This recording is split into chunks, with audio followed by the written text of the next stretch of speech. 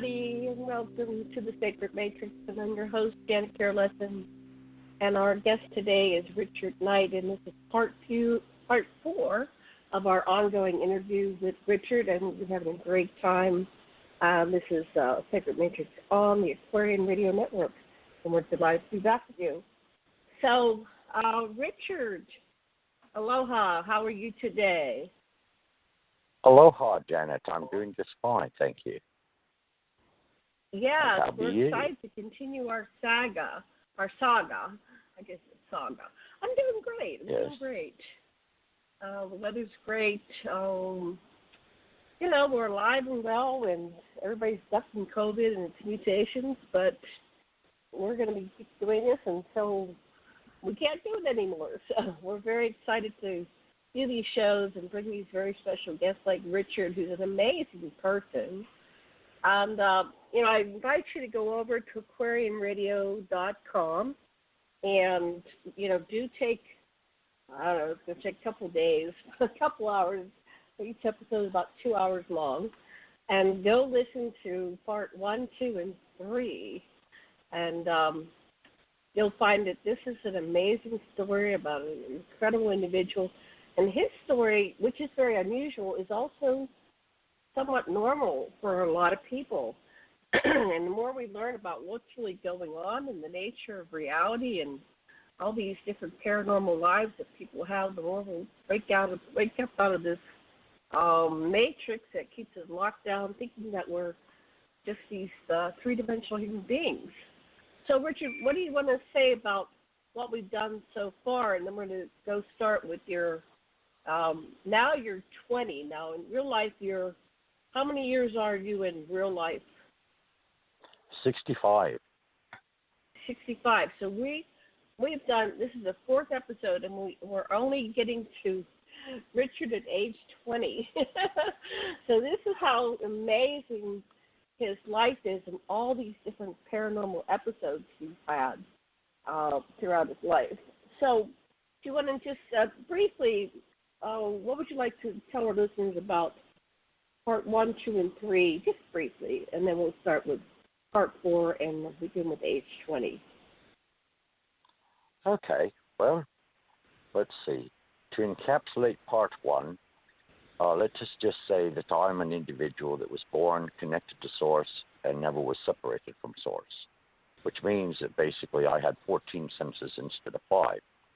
Also, I didn't go through all of the religious programming and all of the psychological programming that the Matrix tries to lay on everybody in regards to taking your power from you and putting it off in a box, and so that they can control you, basically speaking. So that was pretty much encapsulating 1. We moved on from there, and I was actually beamed up to a ship, and I had tracking device planted into my nose at the age of 5. When I came back down to Earth, I was a language savant. I could speak, read, and write fluently 14 languages. I was at the time schooled in a Catholic boarding school, and of course the nuns and the priests didn't know what to do with me, so they set me alone in a library. So I was having my heyday reading thousands and thousands of books. There were all kinds of tales around the world, and all kinds of mysteries and all kinds of shared experiences and all this. So I was quite content for the moment. Now, please understand, and don't take this the wrong way, because there's nothing wrong with druids or druidry, and there's nothing truly wrong with witches or witchcraft. But you must understand that in the catacombs of science, in the catacombs of religion, and in the catacombs of magic, there are persons that are pure white magicians, there are pure black magicians, and then there are those that fall in the middle, and they are the devotees that basically attempt to keep the balance between the two, and they are gray. They have both the knowledge of the white and the knowledge of the black, and basically when the black attacks the white, they repel the black back to the black, and when the white, if it attacks the black and it is justified, then it assists in that justification, in an attempt basically on a global and cosmic scale to keep things equal. So anyway, I am a hereditary witch and a hereditary druid. My family tradition goes back over 5,000 years. So anyway, to encapsulate part two, was basically coming up through the years, and I was quite traumatized, as oftentimes children are. I don't like to remember negative things of the past. I try to avoid it in regards of conversation. Now, that's not to say that I haven't dealt entirely with my past, because I have. I have relived every horrific moment and trauma, and basically now watch it as a movie, completely unemotionally attached or completely unmoved by the thing. So I am detached from anything that is negative that has occurred to me, which is why I can very easily talk about all of it. So anyway, I had all kinds of unusual experiences, because when you're born with 14 senses, that means you have an equivalent sense to each of your regular 5 senses on a spiritual level. And in addition to that, you also oftentimes have other gifts such as levitation, teleportation, telekinesis, and things of this nature. So that means you can move objects with your mind and make things float. You can levitate yourself. You can make other things float. You can produce fire that doesn't burn you, heal others' headaches and things of that minor nature and things of that nature. And you are basically find yourself with an insatiable curiosity, because you're being homeschooled, in a sense, on traditions that are very ancient, and the truth behind them is very, very ancient. And yet at the same time, you're being presented with religiosity and all of its historical control over many, many generations, through many, many civilizations, and through many hierarchies and so forth, that basically want to dominate a person's existence to a large extent. And then, of course, we go on from there, and 14 was a very, very special year, simply because I died and came back. Like Lazarus, I rose from the grave. I was legally dead for 33 minutes. And while I was dead, or actually as I was dying, I watched all the surgery going on beneath me upon my body. And basically I died of Christmas tree mesentery, a very, very rare disease. And there's only been probably less than 600 cases in the entirety of history. Anyway, what it comes down to is, as a type, I ingested a pine seed, and then in turn that pine seed attached itself to the mesentery wall. Well, the mesentery wall in your physicality basically collects all the positive enzymes from the waste that is being excremented from your body, and it began to feed upon these enzymes, and therefore eventually it got large enough that it detached itself and went free floating in my body, about the size of a plum. And this plum had about 6 tentacles on it. So basically I had all the signs and symptoms of what you would think was a burst appendix, but it wasn't a burst appendix. In turn, it was this growth that was growing up inside me. And the doctor found out about it because one of the tentacles wrapped around his finger as he was exploring inside. About this time I checked out, and I went basically through the roof of the hospital and on into the night sky, and then through the colored tunnel, and I came upon the presence of 2 angels, and there before me was a cobblestone veranda, and there was my perception of what God should be. I saw a white-robed figure, and basically the thing that told me that it was a spiritual being was naturally where the hands, the face, and the feet should be, was nothing but pure golden light. And he sat down in a chair that was very much alive, and he motioned to me, and he showed me my past 14 years of life in the Book of Life, because you could see animated pictures of people's lives as he flipped through the pages. And he came to mine, and he looked down, and he said, well, I'm afraid you haven't done everything you needed to do, so you need to go back. Now, I felt such bliss, such love and acceptance that I did not want to go back. So as a result, I told him I didn't want to go back. And he says, well, you've got to go back, because you've got to complete what you came down there to do. And he says, and he motioned with his hand, and of course I was magnetically basically put back towards the beginning of the tunnel, and I asked a favor, and he said, what favor would that be? And I said, I would like to see how I truly am, what I really am.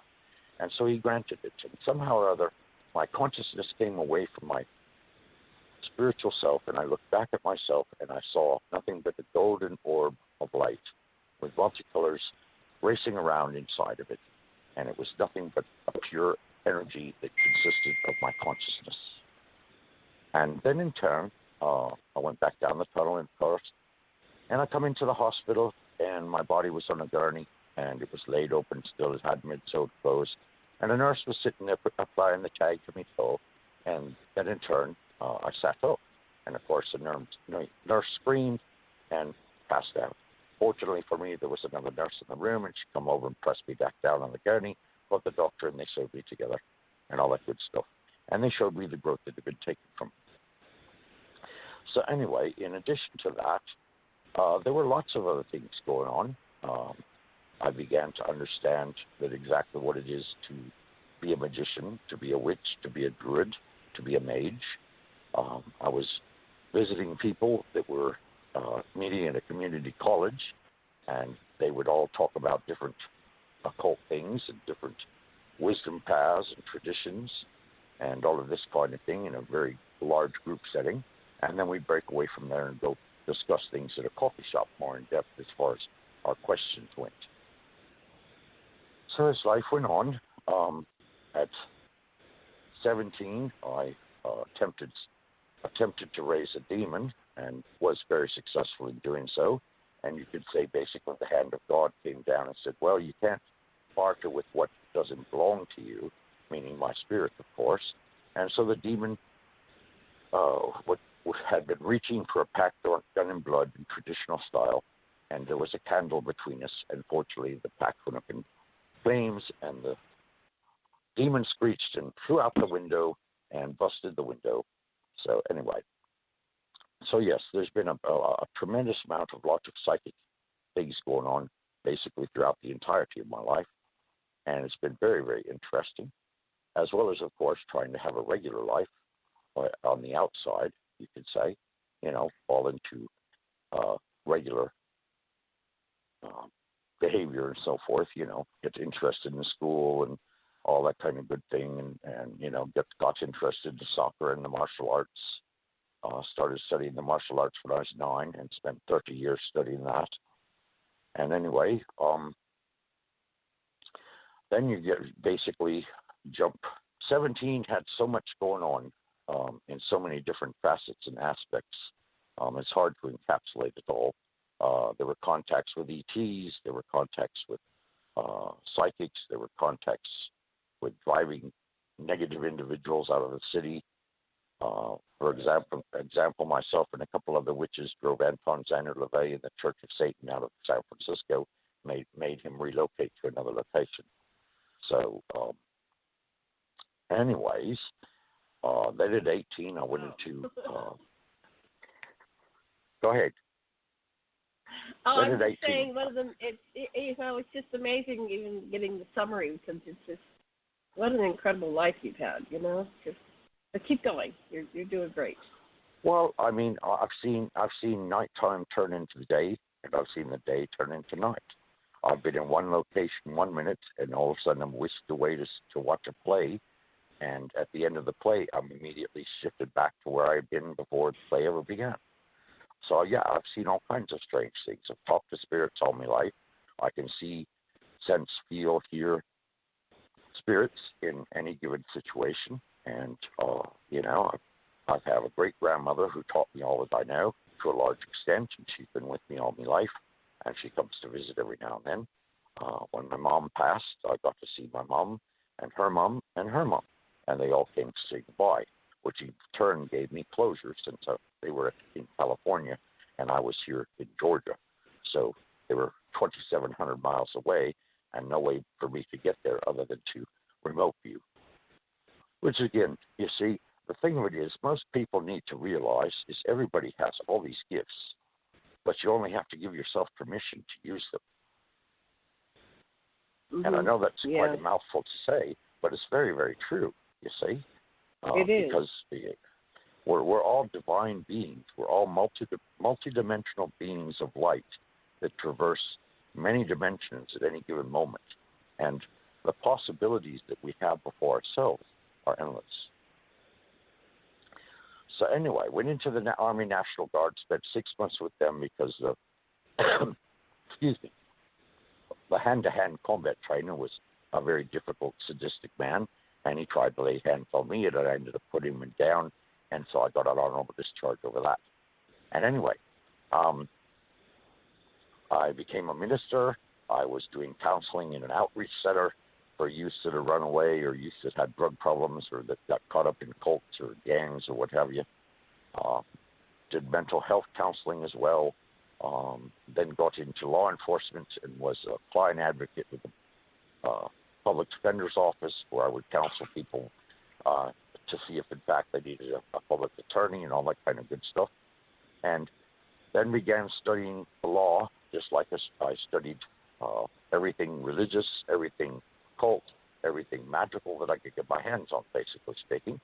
Because, like I said, I have to feed this insatiable curiosity that I have. And then, come about 19, I went into business for myself as a private investigator. And I went around collecting children all over the country that had gotten involved in cults and so forth and brought them back to their parents. And that was very rewarding. And I did a lot of crazy things at that age that I look back now and wonder how I even got away with them. Because if I were to try the same today, it just wouldn't fall into place. Mm-hmm.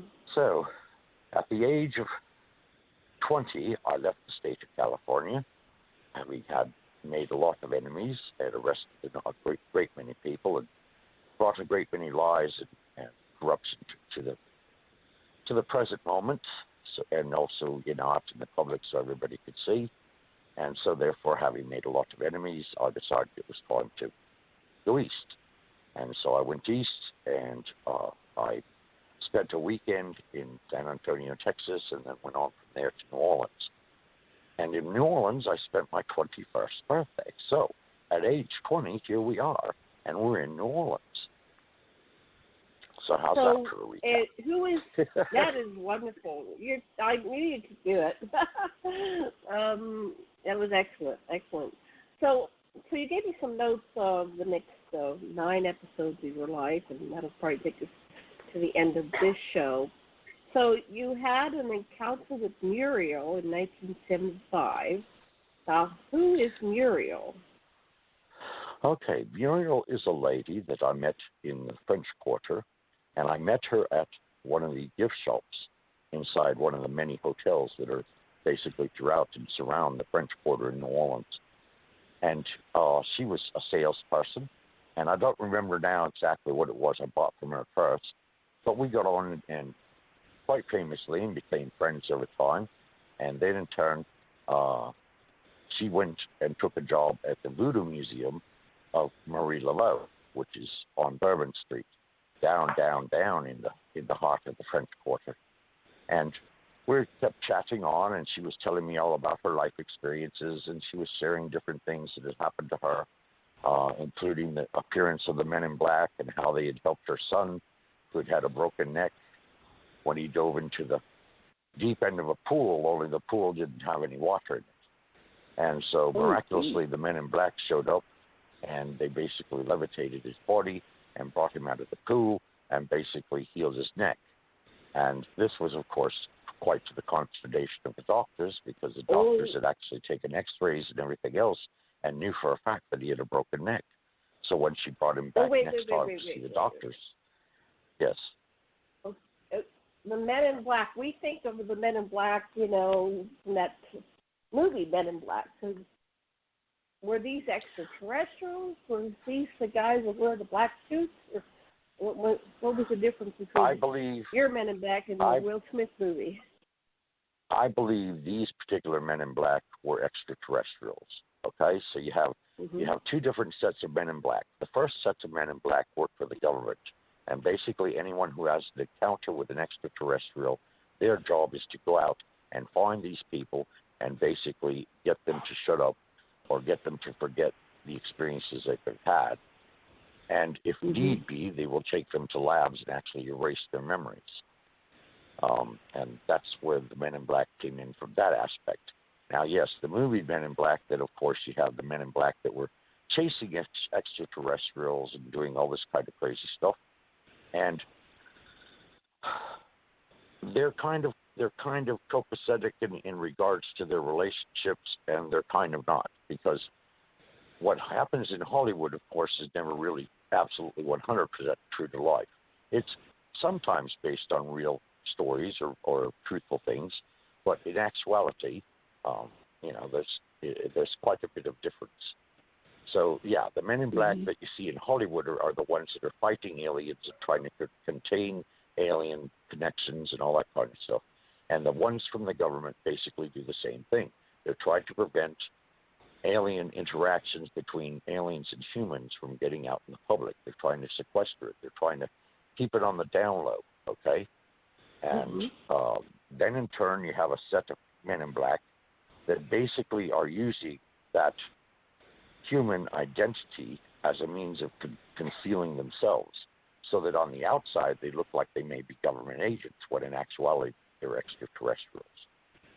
And these are friendly extraterrestrials, and yes, they have been known to appear in tragic situations out of nowhere without any explanation as to how they got there or anything else, and they aid the situation, and then basically they go on their way.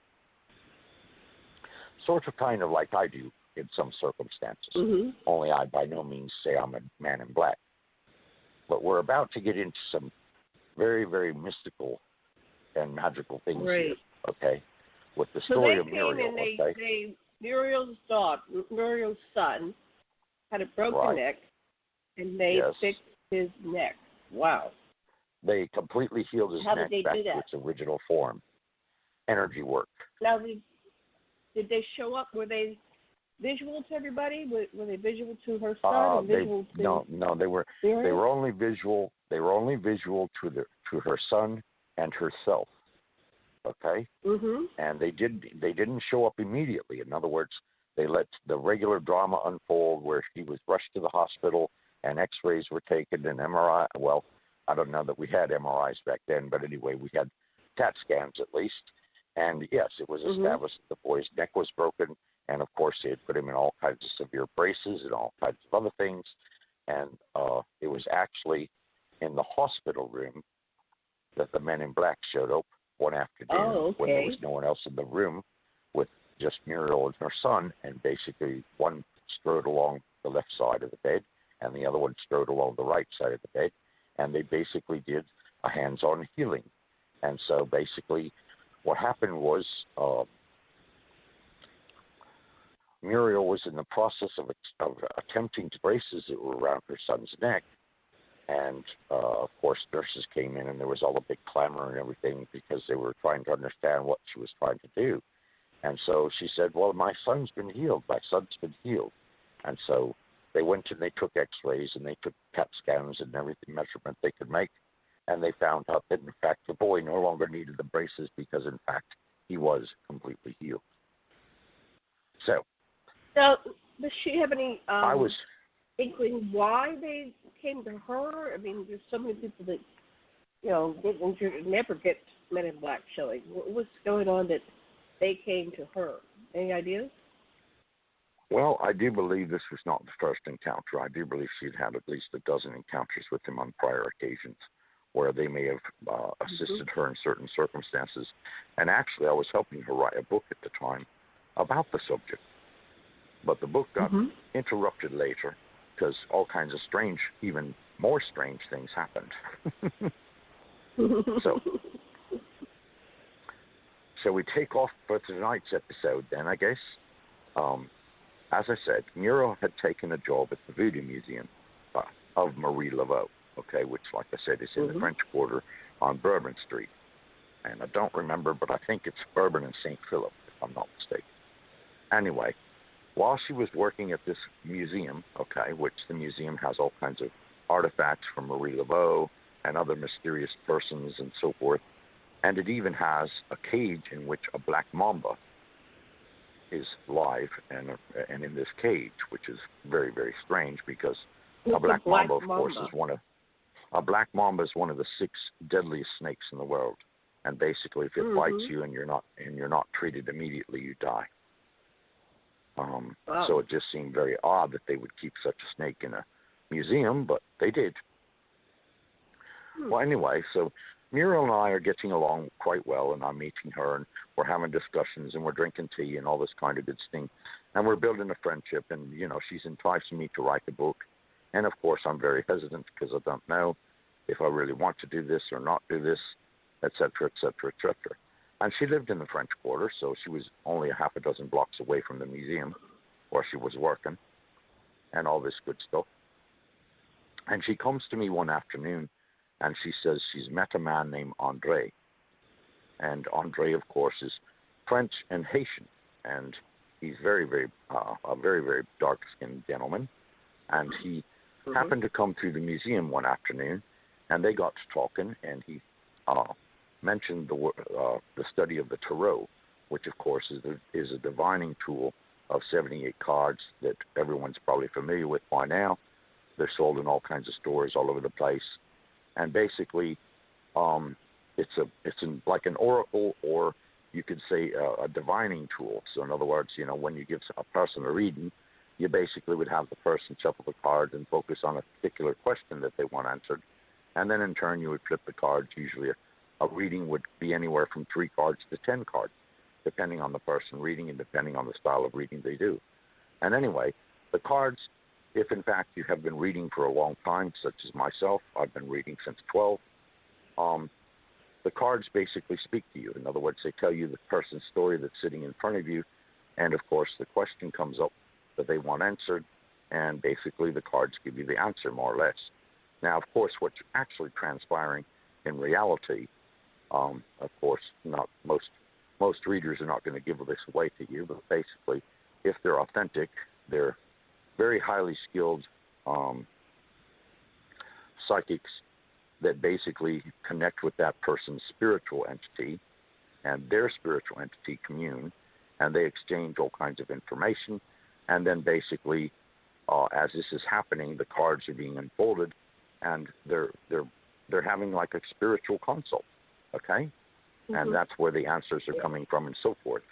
And then, of course, the person walks away, and either they pay something or they don't pay something, depending on what the arrangement is between the two given individuals. Anyway, she was most interested in learning to read the tarot. So she asked André, and André volunteered that he would teach her how to read the tarot. And basically anyone nowadays can get all kinds of books out there on teaching you how to read the tarot and all that. But back in the 70s, of course, it was a big heyday. It was a big idea, to have prophets and seers and oracles and mediums and psychics and all these kind of folks, where you could go to them and get a reading from them. So that is, I think, is principally why Muriel was interested, because she wants to read more about her own life or get answers for herself from the deck, and figured it would be best if she contacted someone, that would give her the insight that she needed. So this was going on for a while. And then out of the clear blue, she decides that one afternoon she wants to arrange a meeting between André and I. Now, of course, I'm getting all kinds of bad vibes about this André person, okay? And I don't know exactly why, other than the fact that there's just something that isn't right, okay? So she manages to arrange for a meeting between us about a week or so later in her apartment, of all places. Now, Muriel lives upstairs on the second floor of a 3-story apartment building, and it's a very, very old French-style apartment building that has the old French windows that used to run from floor to ceiling almost, and they used to have windows in this archways, and basically you would lift the window and go on out to the balcony, which was basically a latticework porch, more or less. Not very wide, not very long, but enough that you could stand out and catch a deep breath of air, or sit and have tea or something like that, because it wasn't designed for a lot of weight, just a minimal amount of weight, because it was all wrought iron built and structured and tied into the framework of the building itself. So it was fairly sturdy anyway. So anyway, she says that, okay, André wants to meet me, and she wants to have me over to her apartment first so that, we can get prepared for the visitation of this person that she's holding in high esteem and that I'm thinking very hesitantly about or towards, because I'm just getting kind of a bad vibe from it all. So about 2 hours go on, and we've met somewhere around 5 or 6 in the evening, and it gets to be about 8 o'clock, and there comes a knock on the door. And there stands this very, very dark gentleman in a very, very dark robe with a hood on it and a very fine suit underneath. And he has a man to each side of him that look like football players. And they, too, are also wearing suits, but very, very dark suits as well. And I'm going, okay, this is strange, to say the least. And, of course, being polite, we invite them in. And they immediately say their hellos. Andre's the only one that introduces himself. The two big guys don't say much of nothing. They don't introduce themselves. They don't give no names. They don't do nothing. And so Andre says, he gets the lay of the land, because the apartment, when you come into it, the kitchen's off immediately to the left, okay? And then there's a bathroom sort of off to the right around a corner, and then you have a big bedroom, and then the bedroom also has a fireplace and kind of a sitting area in front of the fireplace. And then, of course, you have one of these huge windows, and through the window is the balcony outside. So Andre gets the lay of the land or whatever, and he decides that he's not interested in drinking tea. He doesn't want any coffee or anything like that. Instead, he just wants to get down to business. And I'm thinking to myself, down to business how? What is this all about?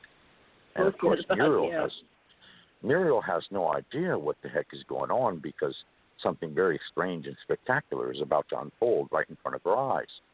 And, of course, she doesn't have a clue, and I only have a hint, okay? So you could say that his escorts basically escort him to the other side of the room, and they open the window, okay, after they've taken off the cape, kind of like cloak with the hood on it from Andre, and they step outside, and they allow the window to close. And, of course, these are big guys, so fortunately this balcony or whatever must have been fairly strong, because otherwise they wouldn't have supported their weight. So anyway, Andre takes a seat down in front, cross-legged style, of what is a fireplace that hasn't been used because it's gas.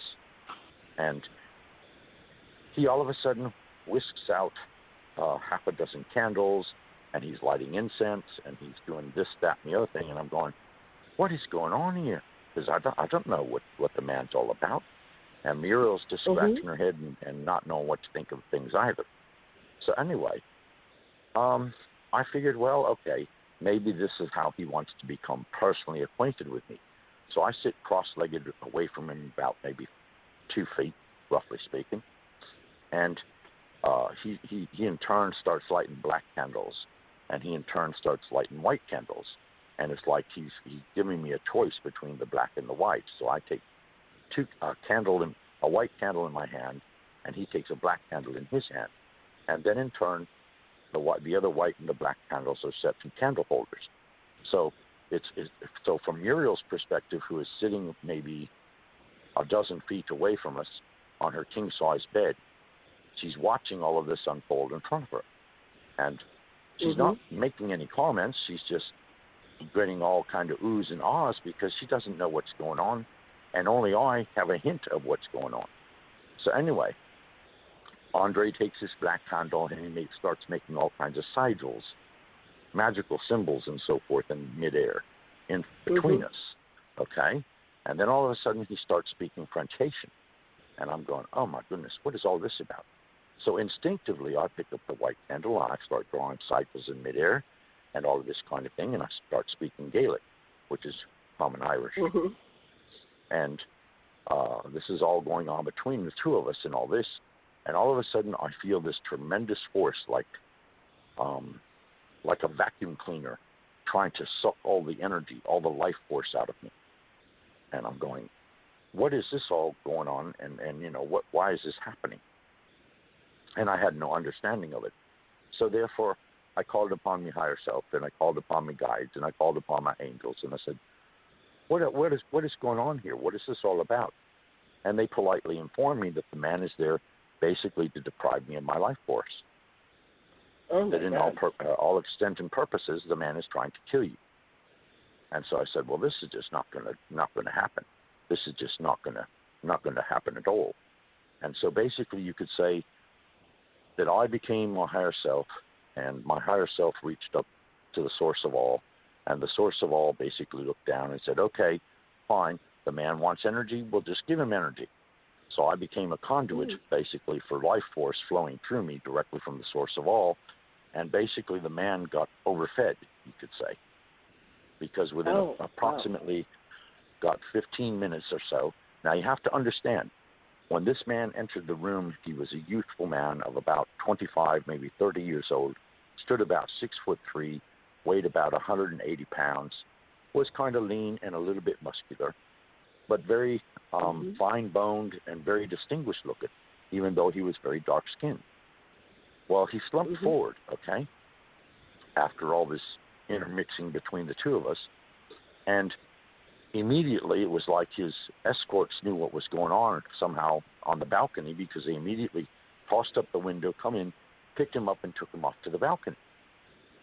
Now, of course, Muriel's reaction to all of this is like her jaw has hit the floor, and her eyes are so wide open that it's like she's in shock or in terror.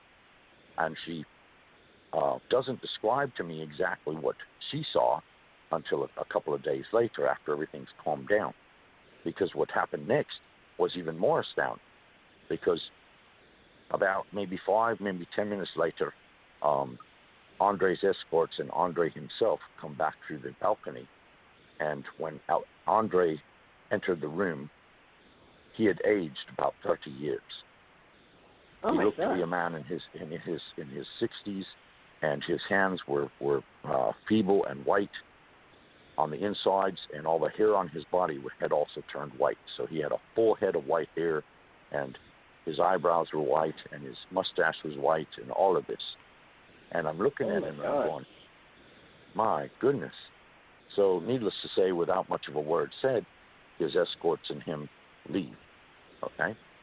Yeah. So a couple days later, Muriel's calling me on the phone, and she's saying, I don't know that I should really associate with you anymore. And I said, well, why is that? And she said, well, you won't believe what I saw going on. And I said, probably not. And she says, well, Andre sat there, and he did all these, he was wiggling his arm with the candle in midair and all this kind of thing. And as he did so, it was like this huge amount of black energy was coming out of nowhere and descending into him. And it just kept shafting into him and shafting into him and shafting into him. And then in turn, when the two of you, when you started doing your cycles or your whatever it was you were doing with the candle and so forth, it was like all these colors were coming out of nowhere, like shooting stars. Wow. So she did. What did she do then? Did she break it off with you as a friend, or what happened? Well, no. She said that then in turn things got really, really strange, because she said for a few seconds there it looked as though the blackness was trying to cover me in total. And then all of a sudden this huge beam of white light came out of nowhere, and it started to make me glow. And as it made me glow, this black, sluggish, whatever it was all of a sudden repelled back to where Andre was sitting. And the white light just started streaming over to him like a bridge, just streaming and streaming and streaming and streaming. And she said, now, I don't know what you were doing to the man, but obviously from what we saw, you made that man age 30 years. Now, how the heck did you do that? And I said, I have no idea how I did any of it, because it wasn't in my hands. You know what I'm saying? I mean, this man evidently was trying to kill me, and instead of succeeding in killing me, basically what happened was he got energy overflow, and the energy just transformed him physically. So I said, I didn't have a whole lot to do with it. And she said, well, you're just strange. I don't know if I should really have you as a friend anymore or not. And that's basically where things kind of ended, to some extent anyway, at least for that period of time. Because there was another event that happened a few months later, and Muriel and I had decided to meet for lunch at one of the local restaurants there in the quarter, and we had poor boys for lunch. And she was describing to me, that What's a poor boy? we should go and see a poor boy is basically a French bread sandwich where a French bread loaf has been cut in half, and then you put on it anything you want, like roast beef or shrimps or anything else, oysters, anything that you can think of that you would want on a sandwich, you basically put on a poor boy. And of course, most of it's all been dressed New Orleans style, so different sauces and different sautés and different mixture of herbs and so on and so forth that they brine all the stuff in and then stew it all in and marinate it overnight and that kind of thing. So it's very, very, very tasty. So I happen to have a shrimp poor boy, and I don't remember what she had. But anyway, the two of us were having lunch, and she told me, that we should go and see the St. Louis Cathedral that's there in Jackson Square, because it's a very, very beautiful cathedral, and it has lots of stained glass, and there's all kinds of nice things inside it. And I thought I agreed. So we went and we toured the church. And yes, there was a statue of Mother Mary holding Christ, and there's another statue of Mother Mary, basically kind of like in a setting of prayer, more or less. And of course, both of them had all kind of candle stalls where people could come up and light candles in front of them and say prayers and stuff. And then on the other side of the room, you had Jesus himself as a grown man. And then in between, of course, you had the altar and all that for the priest to hold mass at. And there was a crucifix, so a very, very large crucifix behind the altar. And everything was very ornate. In other words, it was trimmed in gold or gold itself and all this kind of thing. And yes, it was very beautiful. And then if you went around one wall, there were the Stations of the Cross where it showed Jesus' crucifixion basically in different stages. And on another wall, there was a portrayal of all the different disciples. So anyway, we toured the church, and of course, we maybe spent half an hour, 45 minutes in the church or whatever, because we also decided we would take a couple of minutes of prayer. And then we went outside the church, and we're walking away from the church above St. Louis Cathedral and down an alleyway, and we get to the back of the church itself, and there's like a little sitting area that's all gated off with wrought iron gates and so forth.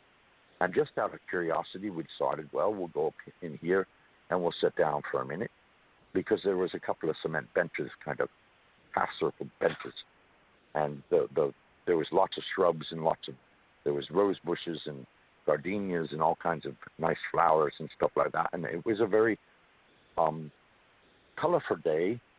It was very, very sunny out. It wasn't all that hot, but of course, New Orleans is always humid for the most part. Okay, so right. We probably had about 70% humidity, and on a warm day, it was probably about 90 degrees. And so, yeah, you're going to sweat a little bit. And we were taking a sit down on one of these half benches, and there was a statue of the heart of the Sacred Heart of Jesus. Okay, so in other words, where he's holding his heart in his hand and all this kind of stuff, and he's giving a blessing with the other hand with two fingers upraised and all this kind of stuff. And so we're sitting there for a few minutes, and our conversation kind of dies between us, because it's like, for some reason, we're suddenly focused on the statue. And I swear, to this day, the statue began to move. Okay, the head turned and looked directly at me, and the hand started moving that was doing the blessing, did the sign of the cross and all this. And I'm looking at this, and I'm going, no, this can't be happening. I must be hallucinating or something. So I turned to Muriel, and I'm looking at Muriel, and I'm pointing to the statue, and I'm saying, are you seeing this too? And she says, yes. And he's very angry. And I'm saying, wait a minute now. Jesus doesn't get angry. She says, oh, this one's angry. He's going on and on and on about returning Mary. And I'm going, what? And she says, yeah, he's talking about returning Mary, that he wants Mary returned to the church. And I'm going, okay. So then in turn, I telepathically try to reach what you would call to the consciousness of Christ, because naturally I'm most curious as to why is this statue suddenly animated, because this should not be happening. And Christ tells me that, yes, he's not angry, but he is very upset because they have taken Mary away. And I'm saying, okay, well, this is very weird. So anyway, he calms down, of course, the statue. Oh, because they took the statue away. Yeah, okay. So he's angry. Well, they took away the statue. we didn't find out that that's what he was implying until we actually went back inside the church. Okay. In other words, he was just saying they've taken Mary away. They've taken a Mary away, and he wasn't given any details as to how they took Mary away or where they took Mary away. Only that they had taken Mary away. All right. So the statue, like I said, returned from what we could observe, at least to normal, of being a statue anyway. And we went back around into the church, and we talked to one of the nuns, and she says, yeah, there is a statue of Mary that is missing, and it was taken away this afternoon for cleaning. And I said, oh, goodness, okay. And I'm saying to myself, oh, this is just bizarre as the devil. So I said, well, which statue is it? And she said, well, it's the one that's holding Jesus. And I said, oh, no wonder he's... And, of course, I couldn't very well tell the nun, well, the statue out back was just talking to us. Yeah, right. And I'm like, just going to say, right. call the men in the white coats and haul this one away because he's on something. So anyway, I said, well, do you know how long she's going to be gone? And she said, no, I don't. But she said, let me get the priest for you because the priest can tell you all that. So she went and she got the good father, and the father told us that the statue had been removed, and they're usually kept away from 3 to 5 days, and they do a very intricate cleaning of the statue because they don't want to harm the statue whatsoever, but at the same time they want to clear all the dust and if there's any mold on them or anything, all that kind of thing, do a very thorough cleaning. So anyway, Muriel and I were just astounded, and she didn't know what to think of me. Because last time she had seen me, naturally, I was doing battle with this Andre person, and Andre had vanished. She had not heard nor seen from Andre since, and all this kind of thing. And that in turn, so we broke away. What I understand, I have a friend that's a witch, so she'll say, you have to be careful, they don't actually do harm to people, but you send them back their energy. So if they're sending out negative energy towards you, you just, she lights candles, and so she'll just send it back. So if the evil's coming towards you, it'll just go back from where it came from, and then it'll that person will get the energy back that they were trying to inflict on you. So is that kind of what happened with Andre? You were just sending his own negative energy back to him, and then... Andre was basically sending forth negative energy to me to basically take from me my life force. In other words, it was his intention basically that he would physically kill me. He would deprive me of my life force. Well, what happened was that not only was Andre's reaching out repelled back to him, but in turn, since he was looking for life force, we just gave him an abundant source thereof. And in doing so, it obviously aged him dramatically. Right. So in other words, instead of being able to cancel me out or blow out my candle or however you want to put it, he found a source of energy that was far greater than he could handle at the time, and it basically overwhelmed him and overwhelmed his physical self as well. So did you go back when Mary was returned to see how that... Well, yes. Yes, basically, we went back. We decided that we would return to the church about 6 days later, and we went into the cathedral, and sure enough, the statue of Mary was there holding Jesus. And so we went around back and backed out to the statue, and the statue became a little animated, not near as much as it had been in the first place. And we gave the statue assurances that Mary was back. And he said, yes, I know Mary is back. Thank you for your interest or for finding out for me, because I'm glad that Mary is back. And so that was the end of that. So,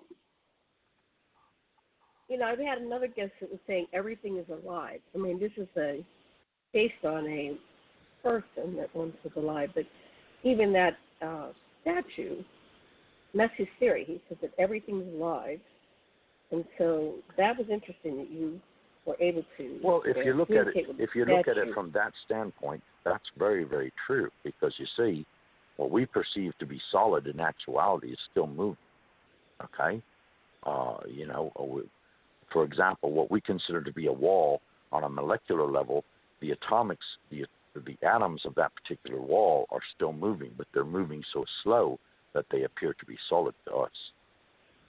Right. So if you're talking about the statue, well, you have to consider, okay, someone obviously spent hours and hours of their energy pouring their energy into the creation of this statue. So you could say, in a manner of speaking, the statue contained the creator's energy. And therefore, because it contained that energy had never been released. So you could say that the statue, in a way, became animated from the creator's energy, or it became animated because this was something that Christ, as a spirit consciousness, decided that he wanted to impress upon us, that he was rather concerned about the removal of Mary.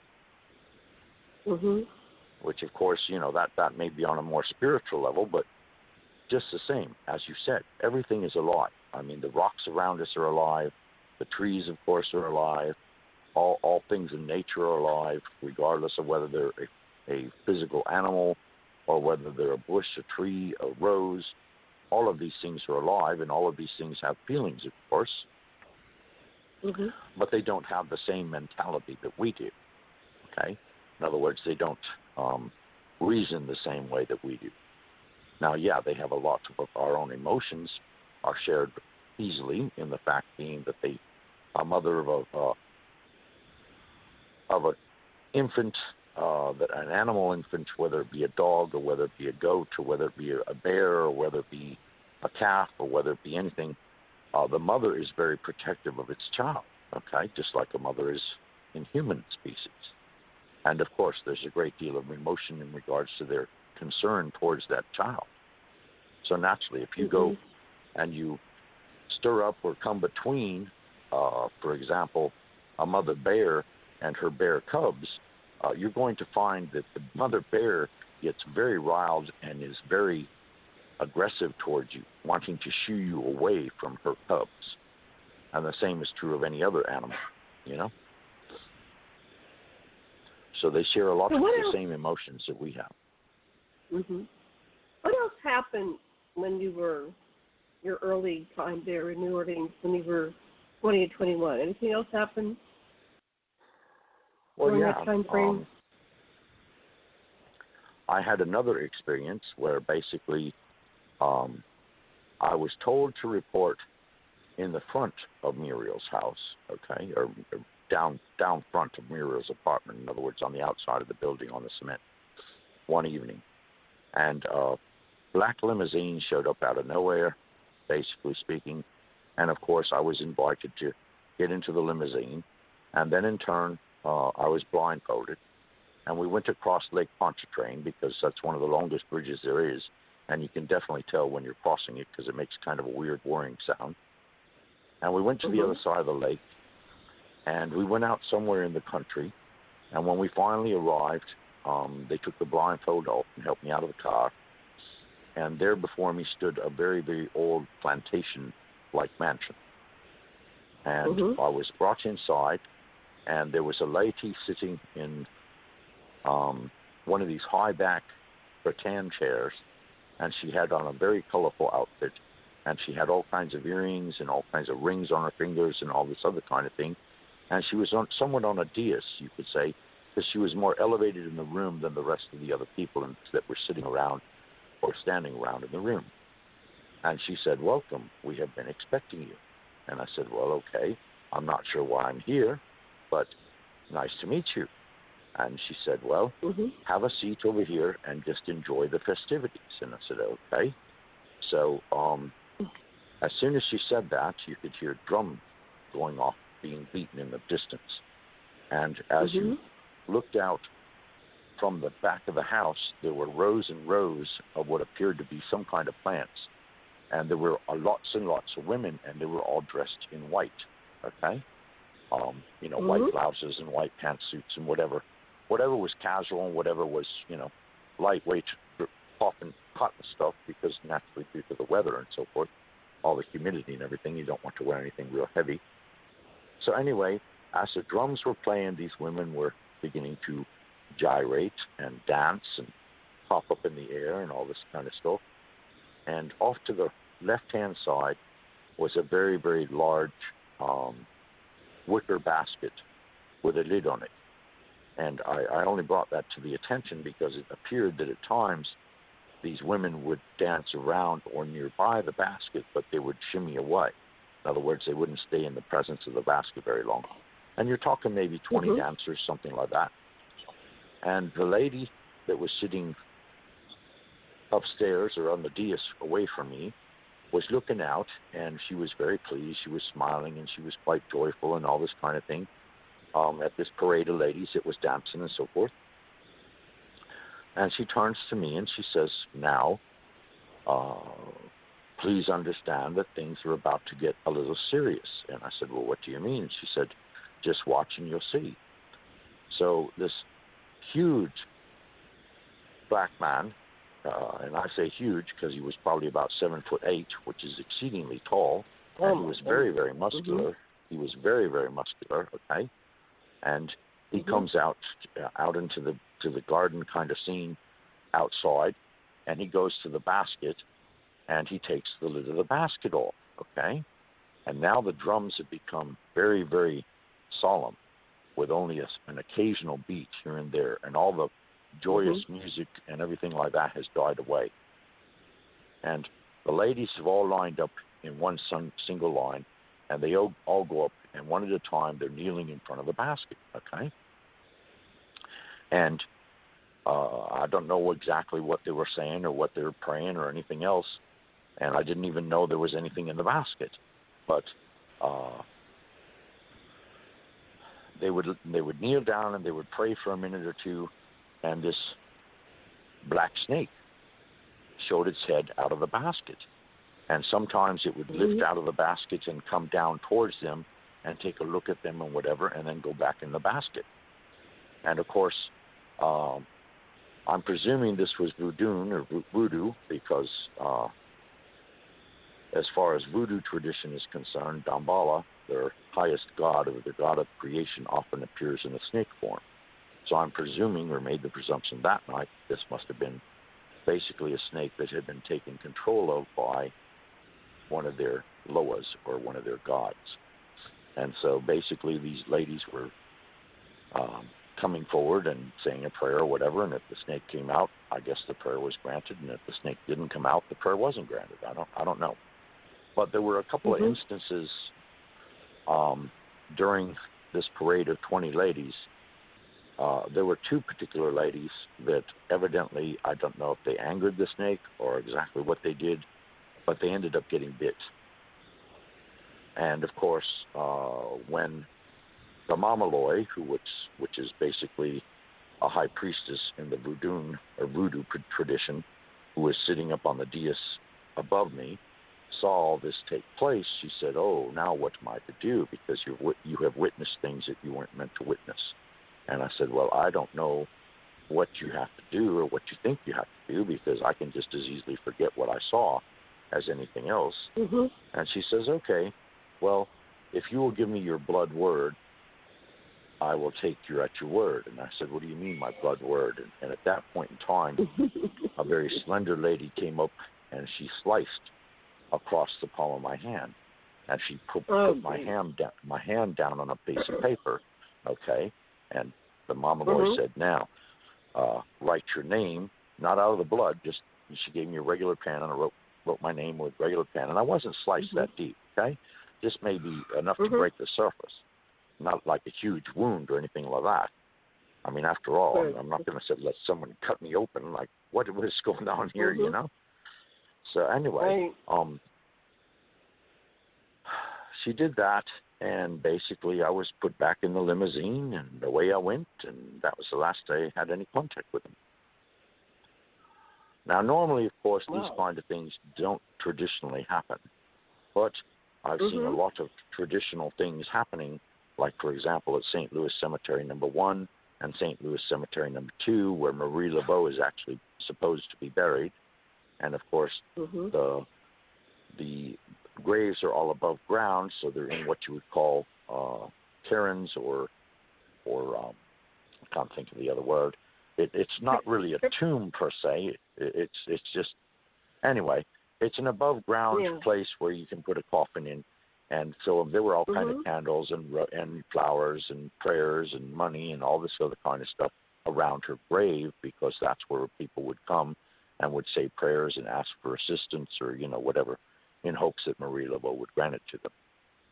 And yes, I have seen several kinds of different rites, which I won't go into all the details, because even though I witnessed them personally, I do believe those kind of things should be left to the privacy of the practitioners. You know what I mean? But normally, like I said, outsiders are not normally allowed to witness such events, and I just happened to be in the right place at the right time, and this happened 4 or 5 times thereafter. So I got to thinking, well, you know, are they really keeping an eye on me just the same, to make certain that, you know, what was the I don't logic tell behind anybody? them selecting you? Exactly. Yeah. So Do you have any inkling why they wanted I to believe you? wholeheartedly, okay, and this is kind of a daring thing to say, but there's a very influential family in New Orleans that goes back quite a ways, and they're Sicilian by nationality. And yes, they probably have ties to La Cosa Nostra or the Black Hand, which is one of the oldest organizations in that realm of the world. And I do believe that since in the far past, when I could not be assassinated by regular means, they decided that maybe perhaps assassinating me by psychic means or spiritual means would actually lead to that would be more so successful. Of course, now, you know, what happened was Andre's results, because you see, I also found out that Andre had a very seedy side. He was also a drug pusher, and he, you know, all this kind of different stuff. And from what I understand, eventually he went back to Haiti about 3 months after that, and there he passed. So I don't know if it was because of all the evil that he had done, and that maybe God had decided to bring the two of us together because he would represent the darkness and I would represent the light, or exactly what all the details were. You know, I'm still mystified, and I still hold it in great esteem in regards to even having experienced something to that extent. But anyway, that was the word that he had passed eventually. And yes, like I said, you know, he dealt drugs for a number of years, and of course, when you deal drugs, you influence people's lives, and oftentimes the lives that are influenced are not influenced in a good way. So anyway, that got back to the ears of the Don, or whoever you want to say, and basically that's where all of a sudden the limo ride came from. So the two were connected in some way, shape, or form. So you're down in New Orleans, which is kind of a dark place. Sounds like you have to understand, though. Okay, there's nothing really dark about voodoo, unless it's used as black magic. Because voodoo can be very, very innocent. It can be used to heal people. It can be used to do all kinds of great and terrific things to benefit people. But at the same time, yes, any tradition of magic has a dark side and a light side, okay? And like I said, there are those of us who are very few probably that tread the gray path, and we are very much aware of the practices of both arts, and therefore we can react as needed. And that's basically the way my life has flowed. When someone's been in need because they dabbled into things they shouldn't have dabbled in, like raising spirits or raising demons or raising evil entities or whatever, I would show up on at the moment and basically banish the evil entity back to where they came from and set things straight again, you know. And there's been a few exorcisms, you know, here and there. But you have to be very careful with exorcisms because exorcisms of the spirit are very rare. Exorcisms of people's mental selves and emotional selves, when they've become hysterical and gone off the wrong end, you could say, they're not really possessed, but they appear to be possessed because they're just besides themselves. And so sometimes and the church, you know, what drew you to move there? I missed that. I refresh my memory. What made you move? What was the I decided that I wanted to turn 21 in New Orleans. I don't know exactly why, but on a logistical scale, okay, this is an interesting point. The sister city to New Orleans is Cairo, Egypt. If you were to draw a straight line from New Orleans directly over to Africa, you would find that it hit the point exactly at Cairo, Egypt. Interesting. So they're sister cities. And then what's about Cairo that draws you? So you're going to the sister city. I've had many past lives in Egypt. Many past lives. In Egypt. Okay. Yep. And of course Atlantis, which was the precursor to Egypt, and then of course I think there may have even been one in Lemuria, which of course was a sister city to Atlantis, or otherwise known as Mu. But I think on a spiritual level, you know, past life in Muriel. I was in Mu. I remember that, and I was in Atlantis. And I know some people go, "What? How do you know this?" Well, you just know. It's kind of like that's kind of true. You get flashes. Yeah, you get flashes and insights, and it's kind of like having a dream. And sometimes it's dream when you're in bed, and sometimes they come as you're wide awake. And it's just like a hidden movie screen, you could say, where you see yourself, or you perceive that this is yourself. Okay, because I don't know how otherwise to put it into words, other than it's like you're watching yourself and you're doing these rituals, or you're writing something, or you're participating in some kind of a dance, or you're participating in some kind of a ceremony, or all these different things are just flashes at first. And then as you become more attuned on a spiritual level, it's like these past lives just kind of downgrade, and you gain all the experience and the wisdom that you had from that past life in the now. Now, personally, I've probably had thousands of past lives, and fortunately for me, I can pull forth that wisdom to the point that at least when I'm faced with a unusual circumstance, I seem to have the wherewithal to go ahead and know what to do instinctually without having to think about it. Well, let's go, because we're already in the show an hour, and so let's go to the next thing. What happened at 22 when you encountered Saint Germain? Tell us about that. Oh, that was a wild Saint Germain one. Dead? Yes. Saint Germain Saint Germain has been deceased for hundreds of years. Okay, but Saint Germain basically became an ascended master. Now, an ascended master is a being who's decided that they needed to come back and influence mankind in a positive way. So Saint Germain is basically the controller of what you call the violet flame, and the violet flame basically transforms and also transmutes, all for positive means to a given individual or to the entire race, as it might be.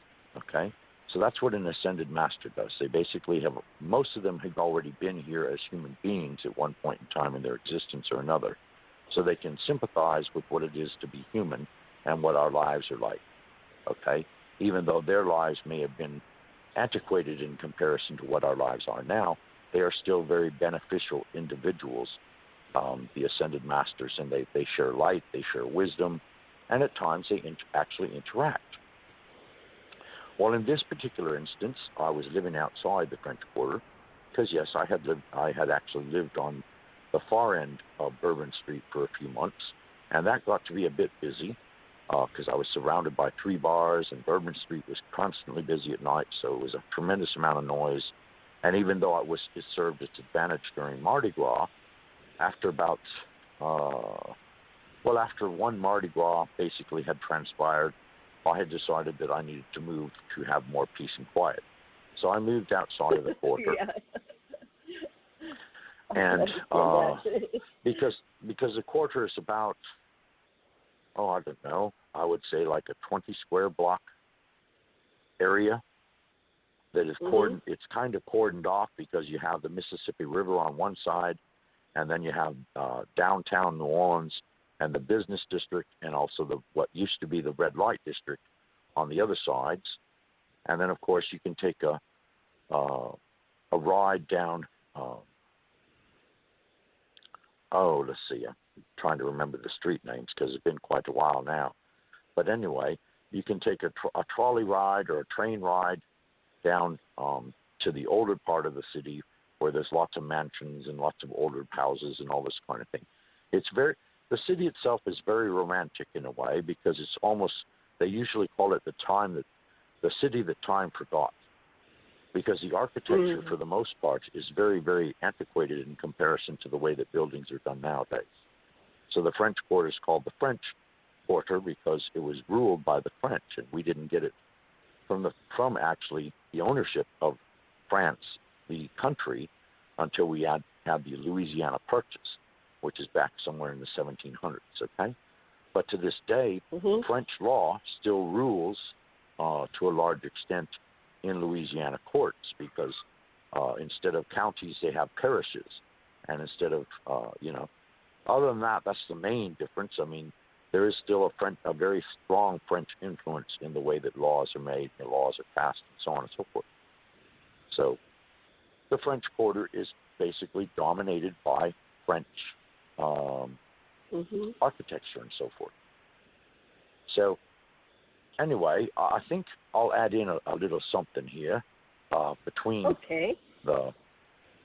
because there was an incident, again, calling upon magic, of course, but there was an incident to the first apartment that I moved directly outside the quarter, and I happened to move in, and I had a couple of neighbors that were rather peculiar, and I thought they were kind of peculiar anyway, and because they had large rocks outside their apartment door and all this kind of thing. And so, I thought I'd just be just as peculiar, so I managed to get the iron cauldron that I had picked up at a flea market, more or less. And this, we're talking like a 25-gallon cauldron. So this is a rather large piece of metal. And a cauldron, of course, in the old days was used for making kettle soup and different things like that. The trailblazers, when they'd go out and camp in the wilderness and so on and so forth. And so this was a mainstay of, they'd hang it over the fire, and of course you'd heat up their meats in it and their soups and all this kind of different thing. But as far as a witch is concerned, a cauldron can be used for any kind of magical incantation and create and to set magic into works through the use of both heat and fire, of course. So I had this cauldron sitting outside my door, and then I decided that I was, again, talking about Egypt. Well, they had a Tutankhamun display in the Maison Blanche, which is a white store, basically, which is a very large shop, rather a department store in downtown, just outside the French Quarter. I don't know for a fact whether it's still there or not. But anyway, they had this display on for a couple of weeks, and it was all featuring about Egypt. So I had acquired an obelisk that had Egyptian hieroglyphs and Egyptian inscriptions on it and all this kind of thing. And it stood probably about 8 foot tall. And I had that sitting outside me on my porch as well. So anyway, I figured, heck, if you're going to make a spectacle of things, why not just come out with it and just make a spectacle of things? Now, our apartment sat upstairs above the parking garage, which was below us. So you're talking about apartments that were about 20 foot in the air, okay, and kind of hinged around a kind of a bunch of beams and pipes, iron pipes and grid work and all this kind of thing. So the apartments were successfully suspended basically kind of in midair, you could say. other than, like I said, the bound structures of the pipes that were holding everything in place. And you had kind of like a lattice work of cement that had gone. What was the purpose of them being so high up in the air? Was it because of flooding, or what was the? Well, because at times, New Orleans does get flooded by hurricanes, of course, and then in turn, you wanted plenty of room for parking spaces, and they had like I don't know, maybe enough spaces for 40 cars to park. Plus, they had other parking for guests out in the back, and this kind of thing. So, because parking is a veritable rarity in the French Quarter, and of course, it's very highly regulated. And you got to move your car on certain days to allow the street cleaners to come through. And if you don't move it, then it gets towed, and you have to clear it away if they're having any kind of procession or anything like that. You have to be sure and move your car, or you get a very expensive ticket, and all this kind of thing. That's kind of the story in most cities. Parking is a premium. Yep. Yes. Okay. Exactly. So anyway, these two boys decided that they thought I was rather peculiar, and they kept looking at me and whatever. And one evening, I had a couple friends over, and we was just throwing back a couple of drink, conversation, and whatever. And I had one of the old chest of drawers that had a very, very large mirror on the back of it. And so this evening progresses on, and I hear some light music coming from next door, because the walls are not tremendously thick. They're thick enough for privacy's sake, but they're not tremendously thick or whatever. And so I said, okay, well, this is all very nice. And, I'm getting on with my conversation with my friends, and we're hearing this music in the background or whatever. And we're not paying it a whole lot of heed or whatever. So I go off into my bedroom where the big mirror's at. And there in the mirror, I see this horrific-looking green lady, basically speaking. And you talk about the most horrific-looking witches that, they do for Halloween's sake, with the long noses and all the big blemishes and all this kind of thing. That's exactly what she looked like. A very deep green, and she was all gnarly looking and carrying on. And I was thinking, what in the devil? Why are you in my mirror? And as though this isn't enough, she reaches out of the mirror trying to grab me. And I said, oh, no, we can't be having any of that. So anyway, I banished it back to where it had come from. And all of a sudden, we heard this big clatter in the next door neighbor's living room, because there's a closet right in the corner of the living room. And we're all hearing all this big clatter and carrying on, going on in the closet. And I'm saying, oh, so that's who sent her. So anyway, I come outside, and I'm looking, and the boys are standing in the living room, and I don't know, I guess they were doing some kind of incantation to get rid of the green witch or whatever. And I said, well, we're not be having this, And so I set about, and I went to the hieroglyphic imbued, to the name of it now, don't it? Anyway, it's basically a geometrical form that's a pyramid, but instead of having a regular one single point on the top, the square actually goes off into a point in total. And like I said, this thing is about 8 foot tall, so I started waving my hands on that.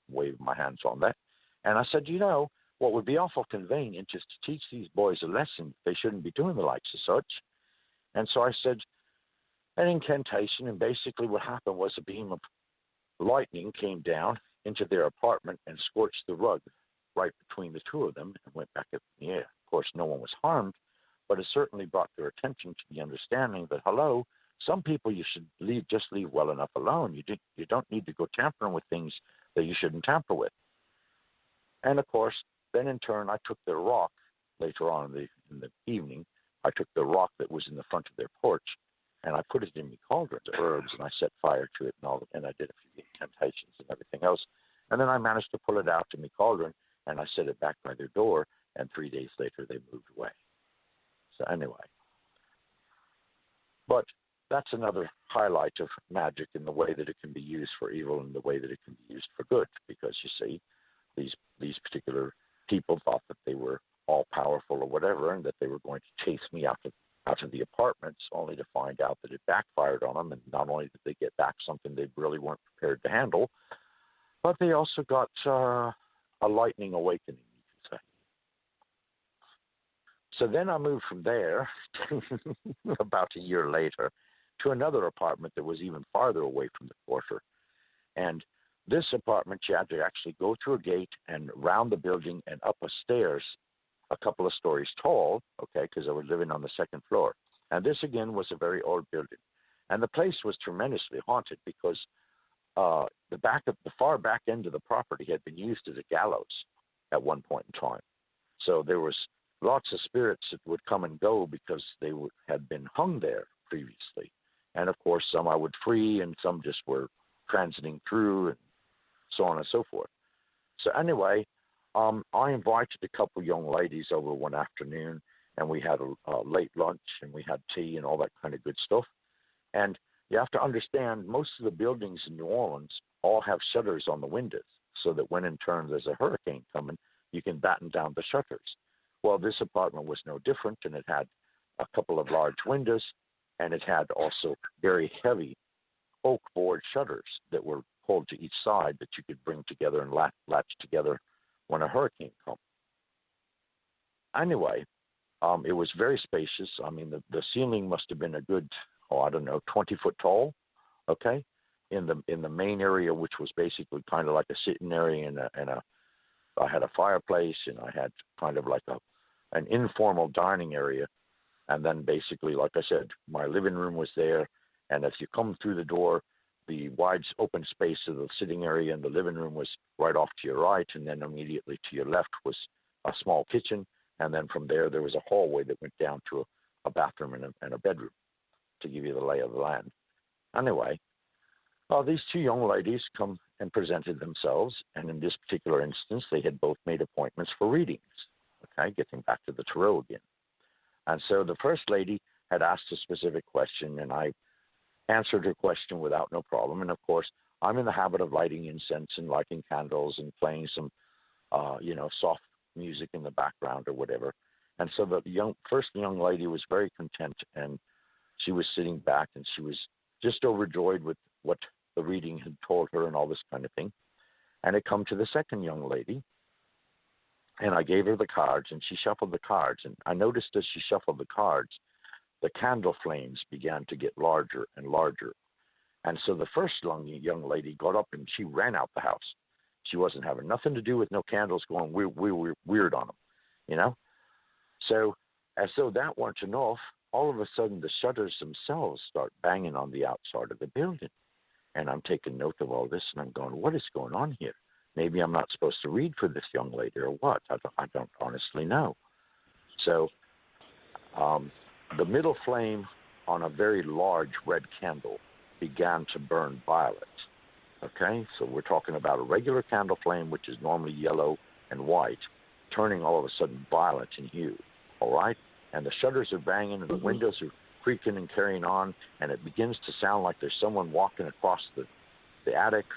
If there was an attic, which I'm presuming there might have been, even though it was probably a very small one, but you hear these big clumps, like someone of a tremendous stature just clumping across the ceiling. And you're going, oh, okay, this is really weird. And so then, as though that ain't enough, the woman rolls back her eyes in her head, and she starts talking like a man.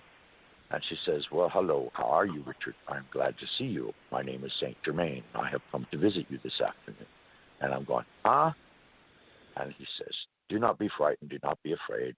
I have been around you all of your life, and I'm here with you this afternoon because the woman that you have in front of you needs to be clarified, cleared, and transformed, because that is the real reason she is here and not so much for a card reading. And I said, okay. And about that time, her eyes roll back in her head, and she's becoming calm in nature and everything else. And I grab a hold of her hand, and her hand is ice cold.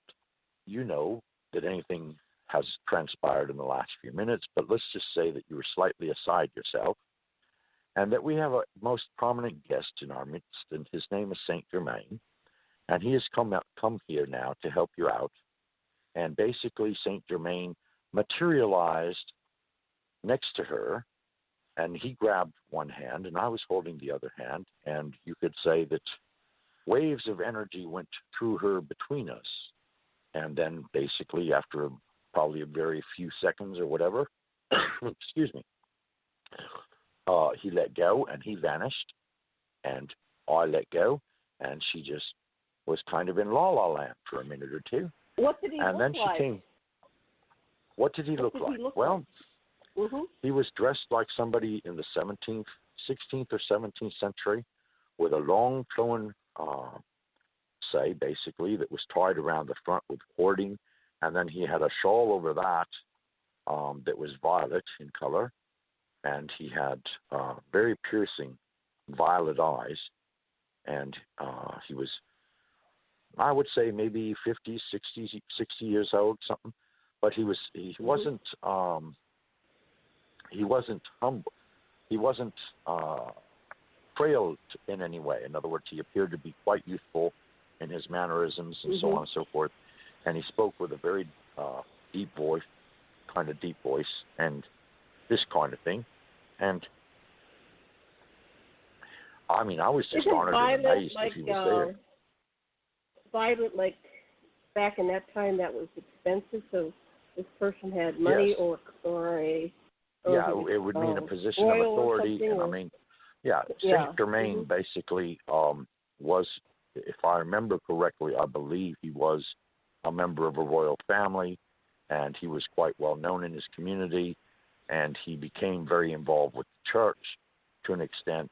I don't know if he, of course, he would have eventually have been canonized, hence the word saint, okay, because naturally all persons of renown and that lived a holy life or did good works for other people or whatever, in turn were canonized by the Pope and then declared to be a saint. And that's where he gets his name, Saint Germain. And like I said, I can't pull forward all the information right now as to exactly when his life, but I want to say he lived to be about 114 or something like that, which back in those times, you know. Well, there's a story that he's an immortal, so he would just disappear and go somewhere else. So he's that's still true too. alive today, but he's able to appear to people like you who are able to, receive him. Yeah, so that's very important. He's a very important character. Yes. Well, anyway, he came for a visit. How did he disappear? Did he just vanish like he showed up? He vanished. He vanished into he appeared basically standing next to her, grabbed her hand, and for however much time passed and the energy passed between us and so forth, for a few minutes or who knows how long. One can't measure time when those kind of events are transpiring. You can only estimate after the fact. So anyway, I'd say a good 5 minutes anyway, something like that. And then in turn, he vanished just as sure as he had appeared. But you see, what told me that he was coming was first off the violet flame of the candle. And then, of course, these large footsteps in what I presume to be an attic overhead. And then in turn, of course, the banging of the shutters and the shaking of the glass and all that kind of thing. It was like someone was coming in advance of him to announce that he was about to become present. That was the impression that I had. Wow. So anyway, the woman was completely, I don't know if she was having some kind of illness or whatever, but she was very, very thankful, very, very humbled, very joyous, very excited, and all of this. And I said, well, why don't we do you just a 3-card spread, because that was the initial appointment, and I didn't realize that we were going to have this ascended master come join us. And she says, "Oh well, I don't know that that's necessary." And I said, "Well, let's just see." And so the first card I pulled was a magician, which of course meant that magic was afoot. The second card I pulled was the sun, which basically is showing that all kinds of good things are about to happen. And then the third card I pulled was the word. Okay. And the only reason I remember these is because, again, I can see this event as though it happened yesterday. Wow. So anyway, I told her, hey, you've got nothing but good things coming to you, and all kinds of bright and shiny events are about to happen, and you're going to feel like you're on top of the world. And so she went away very, very pleased. And that was probably the most remarkable reading that I have ever given in life. And, I've probably given, I don't know, thousands of readings over time, of course. Mhm. Not that I've done it necessarily for a living. I mean, I have done psychic fairs once or twice, and of course I did over the phone readings for a while, and then I did over the radio mini readings for about 3 years, and this kind of thing. So I don't make a living. Did Saint Germain ever come back into your life? Did Saint Germain return? Saint Germain had made himself known earlier in life. I'm trying to remember what exact age it was. I want to say 18, because I was led to a store in a little town called Los Gatos in Northern California. And I was led to a jewelry shop that was tucked away in a bunch of different shops. It was like a two-story structure. And I went into this jewelry shop, and this wonderful-looking lady was behind the counter, and she looks over at me and she says, you have finally arrived. I'm saying, huh? And she says, oh, yes, you have finally arrived. And I said, well, what do you mean I finally arrived? And she said, well, a gentleman dressed in purple and violet showed up earlier today and gave me this purple velvet ring holder case and asked me to make certain that it was given unto you. And I said, oh, you got to be joking. And she says, no, I'm not joking you in the least. So she hands me this purple velvet ring case, and I say, well, do I owe you something? She says, no. This isn't of my craft. This isn't something that I bought and paid for, and then in turn I'm selling. No, this is something that was to be given directly to you and only to you. And I said, oh, okay then. So open the ring case, and there is the most unusual-looking silver ring, and in the dead middle of the silver ring is a cat's eye amethyst. And I say cat's eye because you've seen cat's eye rings, like, for example, there are cat's eye rubies, but there are also cat's eye, and I can't think of the name of it. Darn it. It's a blue stone anyway. It looks like it has a star or a white light on the blue stone, and that's also a cat's eye. But this cat's eye amethyst was like half light purple and half dark purple, and they kind of transited between the two. But what made it so unique is it looked like it was being held in the legs and held up by the feet of what appeared to be an alien. Wow. And then to either side were basically the masked face. The faces that you see in theaters, where you have a positive face and then a chagrined face, and then in the middle's kind of neutral, happy, sad, and kind of neutral that they use for theaters and so forth. Well, that was the two faces. That the happy one and the sad one were basically on each side of this alien kind of looking creature, because it looked kind of a cross between an alien and like a court jester, because it had antenna coming out of its head. And this stone was being, like I said, cradled in his arms and cradled with his legs. And then in turn, there were wings that made up the circumference of the ring, and then a very thin silver band at the very far end of it. And this ring stayed with me, I don't know, probably about 5 years maybe. And then all of a sudden, just as like it had appeared, it disappeared. Oh my goodness. One afternoon it was there sitting on my dresser in the ring holder, and the next thing I knew, the ring holder and all were gone. I hate when that happens. Well, I guess it was one of them rings. Yeah. I guess it was one of them rings that you're supposed to have as a gift for so long, and it was supposed to protect you in some ways in certain circumstances. Because I know for a fact that whenever I wore it, I couldn't get drunk. Not that I was deliberately trying to get drunk, mind you, but I was just being social and having drinks, and I would just be as sober as the devil as long as this ring was on.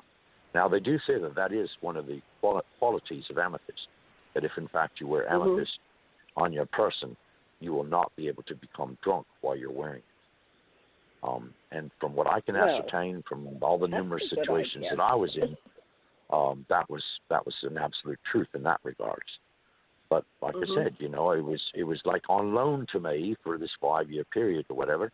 And then in turn, of course, when it was needed for the next person, it just vanished and went on to where that next person was supposed to be. Yeah. The traveling ring. Wow. Okay, so let me do a little time check here. We have 24 minutes left, and oh my goodness. Completed the sanctuary. Well, we're not under any kind of time constraints. We're just, and this we'll do another one next week. So, okay, you're 22 with when you had your Saint Germain encounter, and so what happened next? I have 23 accepted by a vote in God, but is there anything left that happened in 22? Well, let's see. Well, of course, that's when I became affiliated with the First Combined Coptic Church of Egypt. Okay, and basically this was a church and a monastery that I helped found in New Orleans. All right, and basically it was more of a monastery and a seminary than it was really a church. I mean, we did hold public masses at times, but we didn't have a great following because naturally there are not a whole lot of Egyptians. Since that's where the word Coptic and the language Coptic stems from is Egypt again, okay? Right. So anyway, I was made a priest with them and then an archpriest, and I was getting on famously with that, and I was working outside the church and this kind of thing, and then we were trying to get 501(c) application through and everything else, and we were just having a devil of a time of things.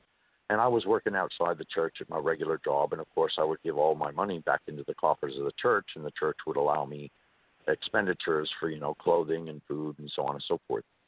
And so this went on for a time period, and then of course I want to say, a couple of years later, at 24, 25, I was had been doing this successfully, and we never did obtain 501(c). So the next thing I knew, I was audited by the IRS, because the IRS was saying, well, you're giving all your money to this church, and this church is not 501(c), and this church in turn is giving you back part of your money in the means of seeing to your welfare. And I'm saying, yeah, and they said, well, the income has to be taxed. And so we went round and round and round on this, because I was seeing it as double taxation. Now, of course, after speaking to one of the finest tax attorneys in the country, he said, no, it's not double taxation, because your money was taxed when it was paid to you from your outside employment. What you do with the money then in turn becomes a transaction. Like, for example, if you're buying food, then of course you pay a food tax. If you're buying clothes, you pay a clothes tax. And all this kind of things. If you buy property, then in turn you'd be taxed on the property.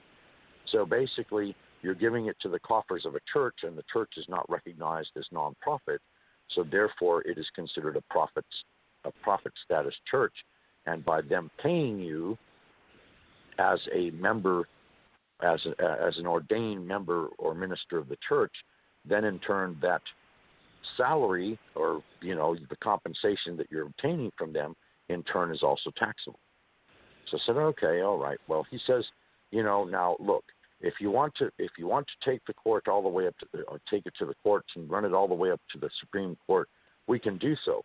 The problem is it's going to take you about 3 to 5 years or longer, and it's going to cost you a whole bunch of money, because naturally with every new filing and every different level of court, there's more money involved.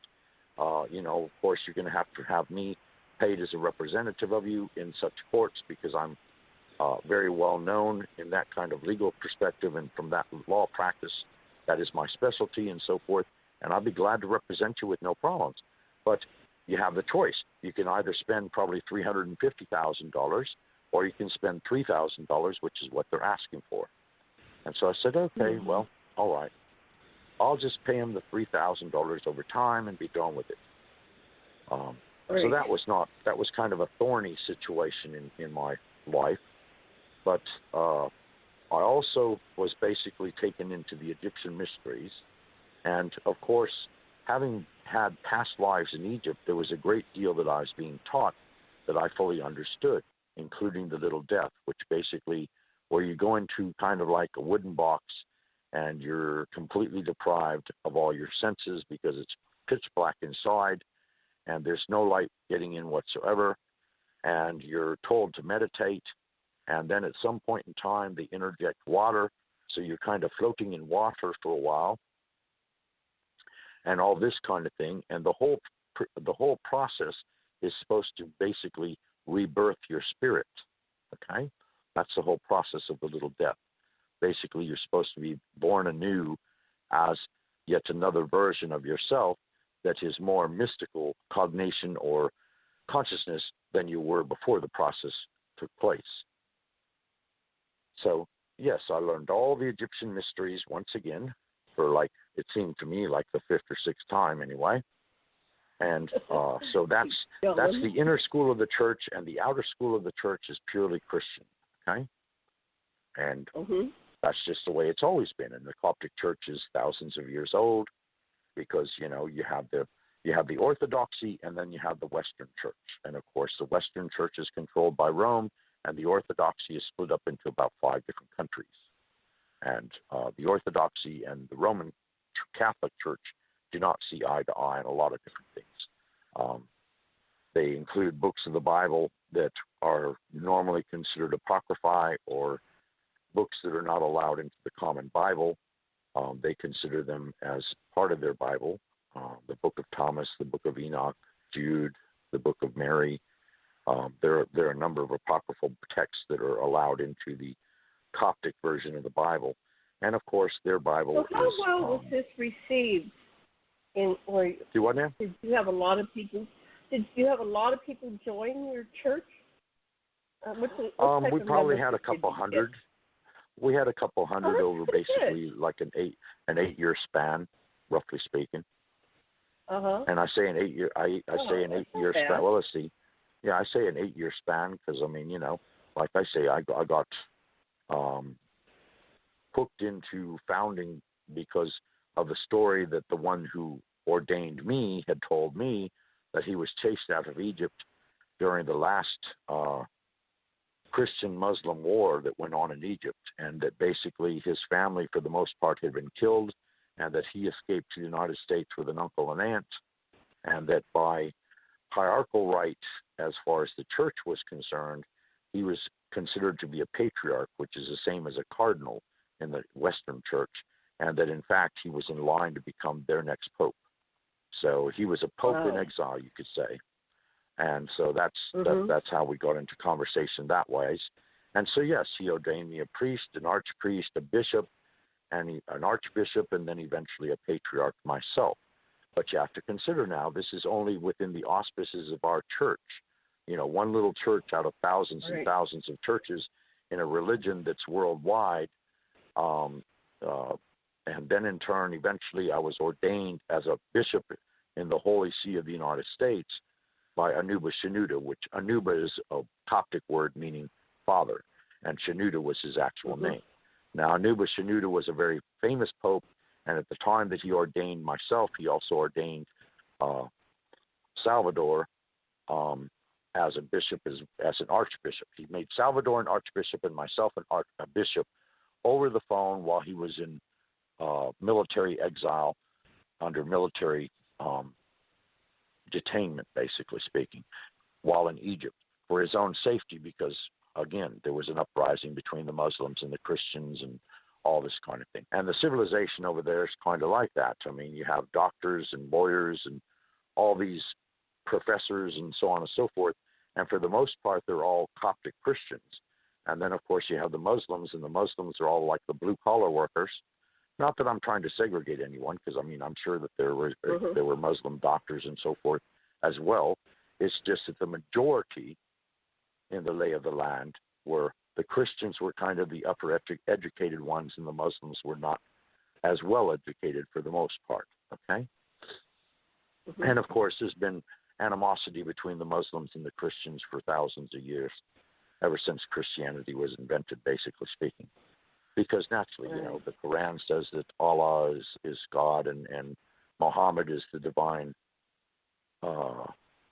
prophet. And, of course, in Christianity, you have Yahweh as God and or Hosanna as God, and that Christ, of course, is the divine prophet because he was the Son of God that came to earth and was here to tell us all that we needed to know about God. So anyway, so naturally you could see where there's an argument because one's saying, well, no, this one's above that one, and that one came first, and this one came first, and da-da-da, and back and forth, to the extent that they were willing to sacrifice each other, which is, there's been holy wars based on religion for thousands and thousands of years as well. Right. Unfortunately, a lot of blood has been spilled all over the world, basically speaking, for differences in religion, and to this day it still goes on. So anyways, so let's see. So that was basically 22, and I began my doctoral studies in theology too. Mm-hmm. I did not complete them until I was actually 28.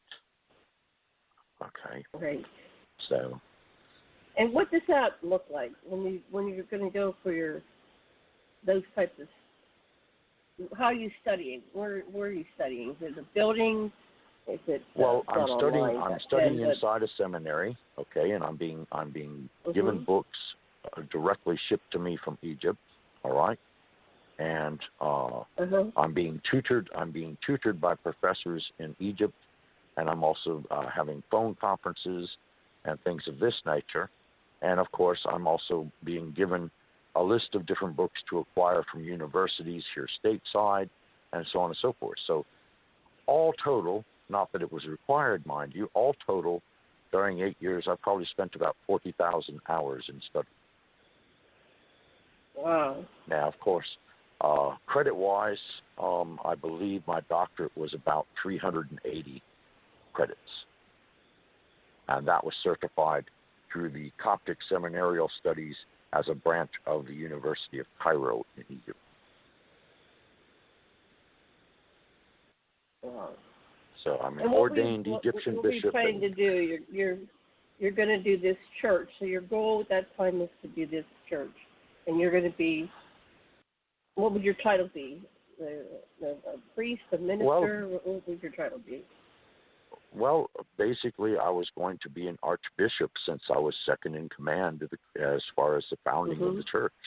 So basically, I was the one that held Mass. I was the one that reached out to the community. I would go and visit with a Greek Orthodox bishop friend of mine who was also a criminal attorney, and we would sit around and play chess for hours at a time. And I participated in different community events and that kind of thing. And for the most part, we kept to ourselves. Now, like I said, we did have a small following, probably over as time went by. At first, it was maybe 10 people, and then eventually it grew to a couple hundred. And it was just one of them things, I mean, I saw it as normal, but of course, most people might think, well, gee, why would you want to go out and create a church? That's kind of wild, but hey, Hey, I created anyway. a Tantra church, so we all do our thing. There you go. There you go. There we go. Yep. So, I mean, the rest of the timeline. That took a few years till you were 28, well, yeah, you said. Yeah, that took a good 6 years to study for my doctorate, and then I was faced by a board. Basically, I had 6 board members, and they would fire away questions at me, and I would defend my thesis because my thesis was based on the relationship between man and God, which, of course, is the doctrine of theology to begin with. But my my thesis was saying that man was not man, that man, in fact, is divine, and that as children of God, we have the right to God consciousness. So I was kind of leaving Christ out of the picture other than being an example of what God consciousness might be, and moving on and saying, no, we all have the right to have God consciousness, which basically, if you break it down, That's saying that a person is a spirit, and the spirit is divine and a multidimensional being of light that can traverse many dimensions and be in many places at one time, and then, in fact, also have a human experience at the same time. And some would even go as far as to say that we may have more than one human experience, either in life sequence or in actuality be more than one person during the same given period of time, which that's a little bit out there, but you never know. So what's really strange is during this time you joined the Army Reserve JAG Corps. And so yes. you were studying to be an Egyptian Coptic bishop, and you founded a church, and you're joining the Army Reserve. What was that about? What's going on? Well, I was confounded in a way. I said, well, you know, I'm 25. I'm at the prime of my life. I should be getting out and seeing the world, and I love the law, and I love the church, but maybe the two can come together. Wrong. So anyway, I signed up, went to boot camp, did the whole boot camp thing, and of course these poor 18 and 19-year-olds are trying to keep up with me, who I'm 25, so I'm well past their, I'm at my prime, and they ain't even made it there yet. So anyway, I did the boot camp and everything, and of course I became stationed in New Orleans, which was very convenient, of course, you know. Yeah. And I was the commanding officer's right-hand man as far as an enlisted person goes. I became, let's see, before I left boot camp, I was already a private first class, and then when I came onto my station, basically I became specialist and a highly rated specialist in my field, and I had other enlistees that would do the filing and all the regular humdrum chores of the unit. And basically the captains and the majors were coming to me and asking for my advice to steer them as to what regulations to use for different prosecutory events and all this kind of thing. And I was the colonel's right-hand man because in his absence, I was basically given the authority to sign his name in very specific instances. So that kind of shielded me in a way, not from the perspective that I couldn't do any wrong, but it kind of gave me an uplift, like a taste of being what it would be like to be an officer, even though I was only an enlisted. And so that went on for 4 years, and the church basically came back from Egypt and said, look, we will not allow a prince of the church to be enrolled, enlisted, or in any way participate with any man's army, regardless of where it is in the world. So you must get out of your commitment to the Army. And so basically I sat down one afternoon and I wrote my own honorable discharge, and my colonel signed off on it. It went back upstairs, and it come back down from upstairs, fully approved, and so ba-boom, ba-bang, I was out of the Army. Yeah, I didn't see how that would be reconciled. So yeah, like I said, it worked for about 4 years, and then that was the end of it, you know. And of course, I had 4 years active call-up service thereafter, but of course, I was never called back into active duty because it would have been very complicated indeed. Because the Army also recognizes my theological degree. And so I'm officially on record as a doctorate in theology and also a bishop of the Coptic Church. So we have just 5 minutes left. I wanted to give you the countdown. What would you like to cover? So your time thing ended at 29, but what happened between 29 and 30? So we can pick up next time you're 30. 29 and 30? Oh, goodness. Well, see, basically, well, if you don't remember, that's okay. My highlights of my life basically broke off, if I remember right. Look and see. Basically, I ended things pretty much at 29, and the reason for it after that is because things became much more sporadic, whereas things had been very, very continual up until about age 35. Okay, as far as psychic and paranormal events, it's not that they went on the shelf or anything like that. But, I became a lot more mundane and a lot more settled and all of this kind of thing, got domesticated and carrying on, and just ran a regular life without a whole lot of paranormal things going on. Well, yeah, you could say that for the first 30 years. I did that too. Yeah, that's the same for the thing. first for the first 30 years, my life was very focused and very centralized around the paranormal, around the supernatural, around anything and everything that was spiritual, around any and everything that was occult, around anything and everything that was magic, and all of these various genres, paths, traditions, and so forth that you could look at in life, And it's not that things have calmed down. It's just that I am much wiser now and much more sensitive now because, instead of 14 senses, I now have 26. So, and we're not going to get all into that because it would be very, very difficult to explain the other 12. I assure you. Well, we're just getting previews in the next show. So when we come back the next time, we're going to pick up. You're in your 30s the next time, and it's probably, I don't know. I'll see what you send me for the next show, and we'll set up a time. But maybe the next a week from now would be good if that would work for you. Not in 2 weeks, whatever works for you. And we're going to. I had thought. So you go into maybe criminal justice. Yeah, go ahead. Well, yeah. I was thinking, that we could touch on the educational points if we wanted to, and that would bring us up to about 35 anyway. And because then I sprung into law enforcement once again. Not that I'd ever really strode away from it, because you have to remember, I've been in business for myself since I was 19, and of course I've also done federal and state law enforcement along the lines as well.